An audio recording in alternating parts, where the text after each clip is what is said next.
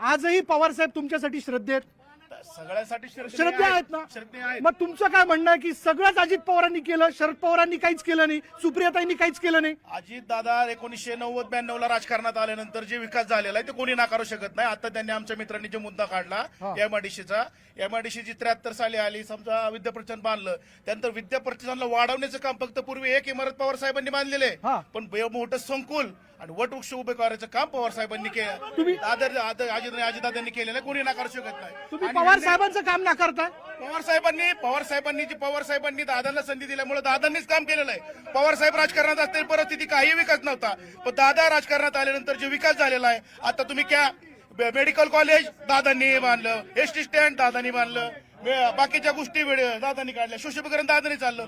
सुप्रियाताईंनी फक्त तिथं त्यांच्या आता जी त्यांचं ते कार्याचा अहवाल दिला ना, त्यात फक्त पत्रिका छापायचं काम केलं की मी केलं. मग हे तुम्ही मान्य करता की पवार साहेबांनी दादांना संधी दिली नसती तर हे आज ते दिसले नसते, हे मान्य करता? नाही, संधीचं सोनं ऐका की साहेबांचे पुतणे दादा आहेत म्हणून दादाचं घरीच बसले असते आणि कामच नसतं केलं तर बारामतीचा विकास दिसला नसता.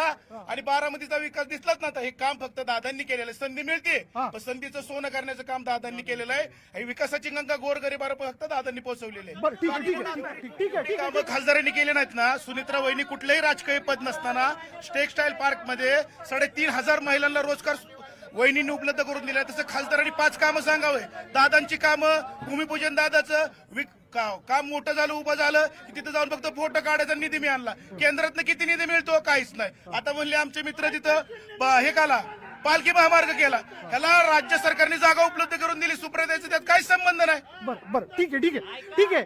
मी त्यांनी आरोप केला का नाही तुझं त्या विषयात त्यांचा अभ्यास कमी आहे. 1 महिन्यापूर्वी दादांनी 1 लिटरला 5 रुपयाचं अनुदान वाढवून दिलेलं आहे. आणि मला तर असं वाटतं ही तुतारीची बिटे म्हणून काम करते. 3 शेतकरी दिसते तिथं. दादांनी शेतकऱ्यासाठी जे काम केलेलं आहे त्यांनी काय केलं पाहिजे. इतर तालुक्याची परिस्थिती बघा, बारामतीची परिस्थिती बघा. ठीक आहे, सुप्पासारख्या भागात पाण्याची अडचणी पूर्वी बसताय आणि दादा राजकारणात 90 साली त्यापूर्वी पवार साहेब होते, 4 वेळा मुख्यमंत्री होते, त्यावेळेस पाण्याचा प्रश्न सोडवला का नाही सोडवला? तुम्ही वारंवार म्हणताय शरद पवारांनी काहीच केलं नाही. पवार साहेबांनी त्यांच्या काळात काम केलेलं आहे, कोण नाकाशोध करत नाही. पण जे काम बारामतीकरांसाठी व्हायला पाहिजे दादांनी केलं. दादा शिरसाईचा प्रश्न तुम्हाला सांगतो, 1 मिनिट. हे म्हणतात 4 पिढ्या बर्बाद केल्या पवार साहेबांनी. बरोबर आहे त्यांचं, हे म्हणतात. बरोबर आहे ना. तुम्ही मान्य करता? मान्य करतो आम्ही.